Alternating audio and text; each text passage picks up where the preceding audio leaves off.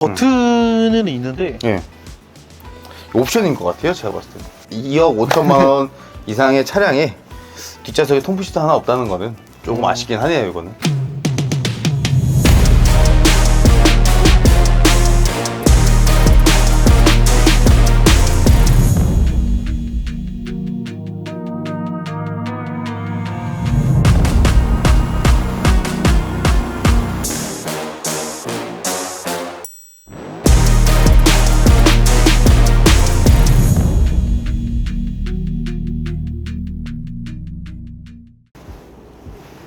네, 안녕하십니까. A오모토 김주호 팀장입니다. 박주호 팀장입니다. 오늘 만나보실 차량은 G63 AMG 모델인데요. 많이들 알고 계시는 G바겐 모델입니다. 기존의 21년형 모델에는 G63 AMG의 노멀 모델과 에디션 모델이 있었죠. 근데 이번에 22년형으로 바뀌면서 매뉴팩처 그리고 히어로즈 에디션이라는 명칭으로 좀 바뀌었습니다. 이런 부분들에 대해서 어떠한 부분들이 바뀌었는지 같이 한번 보실 텐데요. 디테일한 전면부부터 같이 한번 보시죠.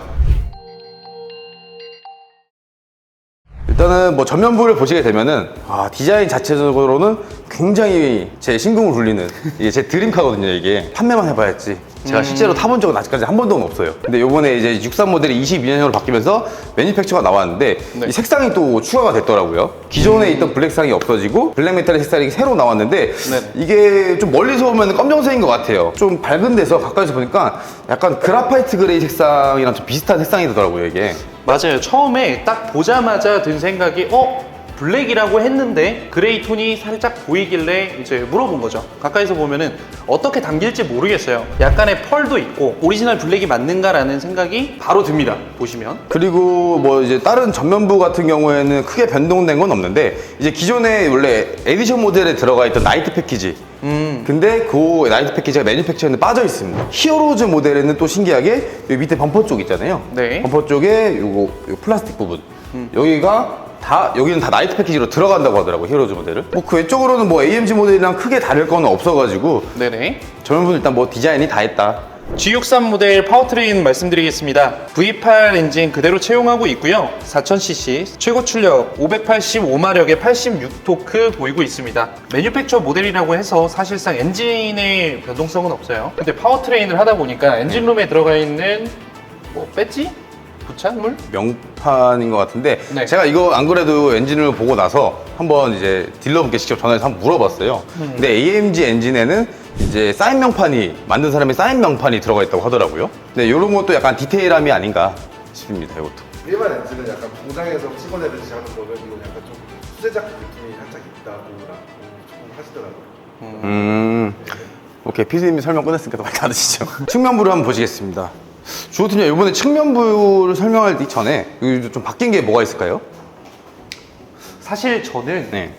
잘 모르겠어요. 그러니까 일반 노멀 그리고 일반 에디션에 비해서 사실 어떤 부분들이 바뀌었는지 바로 캐치하기는 좀 어려울 것 같아요. 저도 똑같이 이제 아무래도 이 차량을 많이 판매해 보았지만 네네. 이제 요번에 매니팩처 모델이 나오면서 저도 봤는데 바뀐 게 뭔가 약간 싶더라고요. 예. 그래서 왜 굳이 명칭을 변경을 했나 약간 그런 생각도 들고 근데 보니까 측면부 볼 때는 이 휠이 요번에 기존 휠에서 인치업이 되면서 디자인이 좀 바뀌었어요. 근데 이 휠 하나가 바뀜으로써 차량에 약간 웅장함을 좀 더 더해주는. 지금 휠 인치 말씀 주셨는데 안 네. 그래도 이렇게까지 컸었나 라는 생각은 들었었어요. 사실 근데 거기에 휠 인치업이 됐구나라고 바로 캐치하기는 좀 어려웠죠. 그쵸.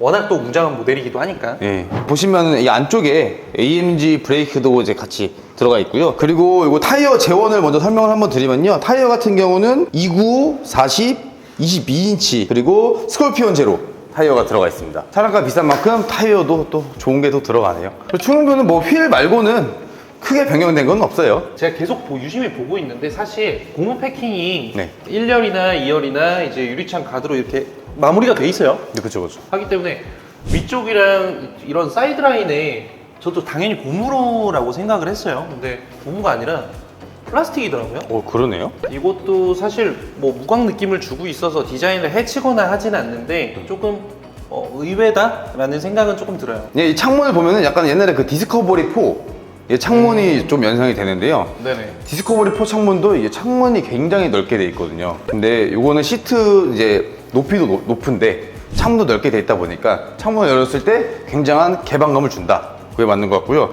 그리고 제가 듣기로는 이 G바겐이 이 차 문이 열고 닫기가 굉장히 불편하다고 들었거든요. 그래서 아까도 그래서 해보긴 해봤는데 차 문을 여는 데 있어서는 그렇게 어렵진 않아요. 이게 네. 크게 무겁나 싶지도 않고 되게 가벼운데, 근데 왜 그런 얘기가 나왔는지는 닫을 때 나오더라고요. 이 차량의 차량 금액이 지금 2억 5천이 넘어가는데 네.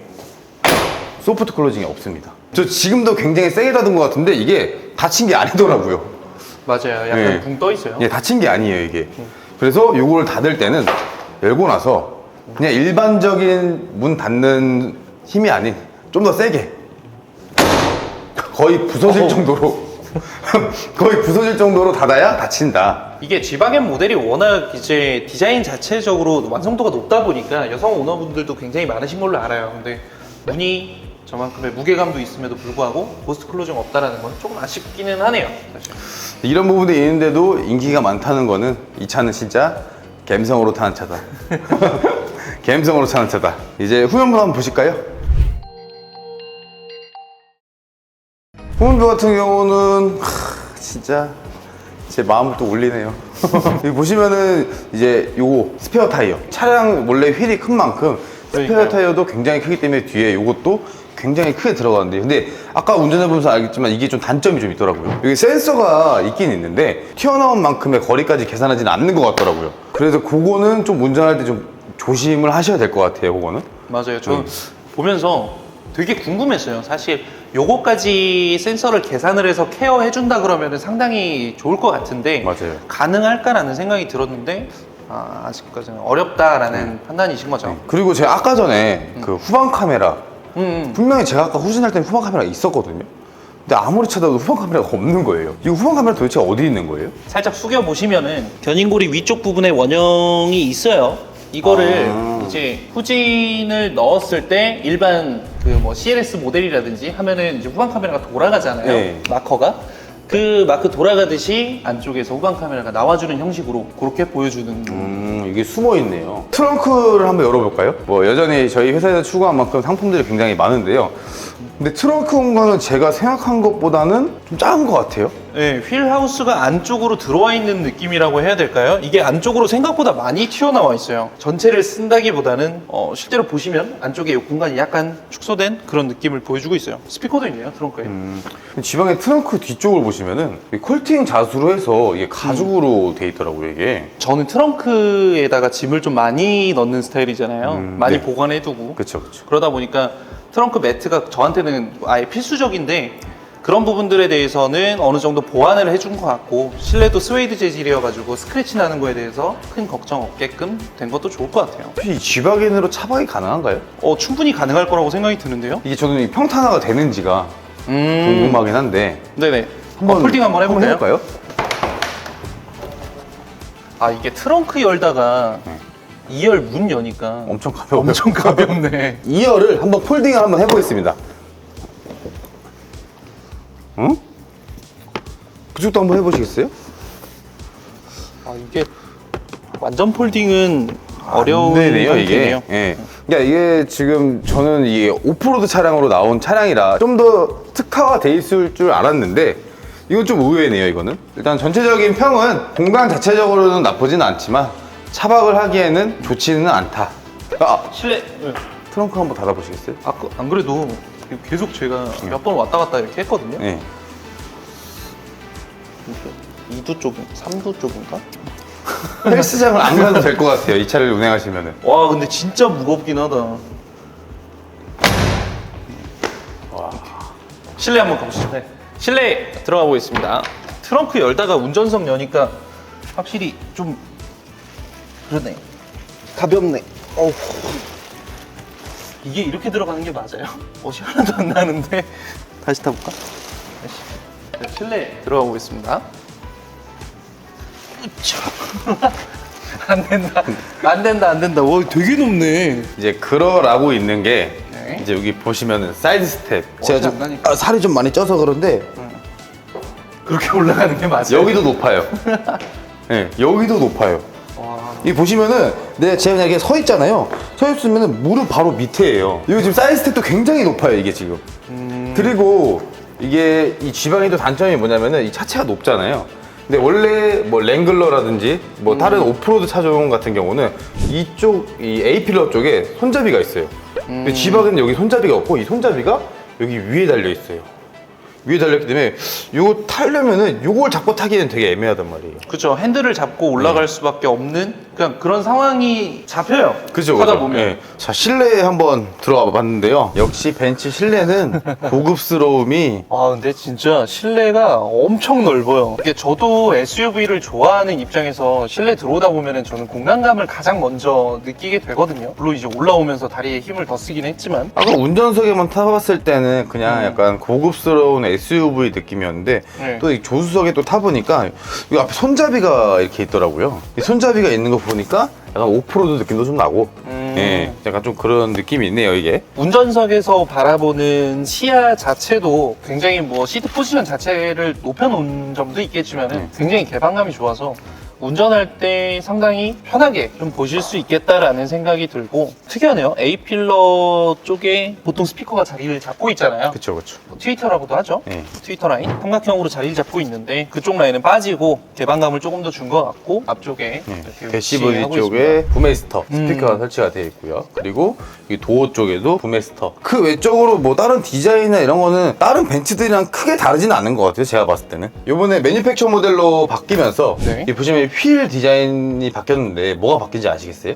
사실 어떤 게 바뀌었다라고 바로 보기는 힘들 것 같은데요? 어떤 부분이 그래요? 바뀌었죠? 이게 원래 기존에는 이제 네. G박에는 이 어질 셀렉트라는 이런 버튼들이 없었어요. 어... 이게 뭐냐면은 이제 모드를 변경한다던가 네. 아니면 가변배기를 뭐 키고 끈다던가 아니면은 서스를 스포츠 모드로 해서 좀 딱딱하게 만든다던가 그런 거를 이제 쉽게 할 수 있는 버튼들이거든요. 이게 네네. 간편하게 이제 이쪽으로 손이 따로 안 가도 네네네. 이 핸들에서만도 변경이 가능한 거죠. 그래서 그게 조금 바뀌었고요.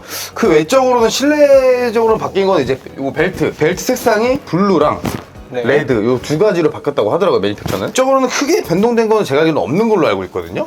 벨트 색상 같은 경우에는 이제 고정적으로 블랙이 아닌 컬러가 들어간다는 거죠. 그쵸. 예. 그런 부분들 체크해 주시면 좋고 송풍구가 되게 특이해요. 사실 이게 아까 한 번씩 만져보면서 오른쪽으로 굴러가든 이제 휠 돌아가듯이 굴러가기를 뭔가 했는데 우측으로 돌려놓으면은 잠금 버튼이지 않을까 라는 생각이 들더라고요. 여기에도 앰비언트가 들어와줬으면 좋았을 텐데 여기에는 들어오지 않는 걸로 보입니다. 그리고 이거는 이제 에디션 모델에 이제 명칭이 바뀐 만큼 멀티 컨트롤 시트가 들어가 있어서 여기 보시면은 통풍 시트랑 열선 시트가 네. 다 들어가 있고요. 뒷좌석으로 한번 가보실까요? 네네, 공간 한번 보고 싶어요. 자, 뒷좌석으로 와봤는데요. 뒷좌석 이제 공간 같은 경우는 저는 굉장히 좀 나쁘진 않은 것 같아요. 이 레그룸이라든지 뭐 헤드룸은 당연히 높을 수밖에 없고요. 그리고 이 시트 포지션 같은 경우는 요 머리 받침이 내려가 있을 때는 굉장히 불편했는데 이걸 좀 올리니까 그래도 좀 나쁘진 않은 편인데요. 제가 아까 이 창문을 보고 이제 옛날 디스커버리 4와 좀 비슷하다고 했잖아요. 성인들한테는 장점이 될 수 있는데 뒤에 아기를 태우시는 분들은 그 단점이 되는 게 뭐냐면은 이 시트가 높아요. 시트가 높은데 창문이 너무 낮은 위치에 있다 보니까 아, 위험할 수도 있겠다. 위험할 수가 있어요. 뭐 동물을 태운다던가 아니면 아기를 카시트 없이 만약에 뒤에 태운다고 하면은 좀 위험할 수 있는 그런 요소가 될 것 같아요. 이거는. 그리고 여기 보면은 뭐 등도 이제 LED도 다 들어가 있고요. 독서 등도. 뒷좌석도 열선 시트가 들어가 있는데 아쉽게도 통풍 시트 기능은 없네요. 그러게요. 버튼은 있는데 예. 옵션인 것 같아요. 제가 봤을 때. 2억 5천만 원 이상의 차량에 뒷좌석에 통풍 시트 하나 없다는 거는 조금 아쉽긴 하네요. 이거는. 네네. 예. 이제 단점을 꼽기보다는 이제 장점을 좀 보고 싶은데 앰비언트 하면 사실 벤츠잖아요. 그래서 이런 감성적인 부분들 손잡이 쪽에 그리고 하단부에 이 라인에 앰비언트가 그대로 자리를 잡고 있어요. 이게 야간에 봤을 때는 굉장히 좀 이쁜 모습을 좀 보일 것 같고 왜인지 모르겠는데 왜 이게 약간 스웨이드 재질이라서 그런 걸까요? 조금 저는 답답한 느낌이 살짝 들어요. 이게 외부가 아니라 실내라서 그런 느낌을 받을 수 있는 거니까 개인적인 느낌이다 라고 봐주시면 좋을 것 같아요.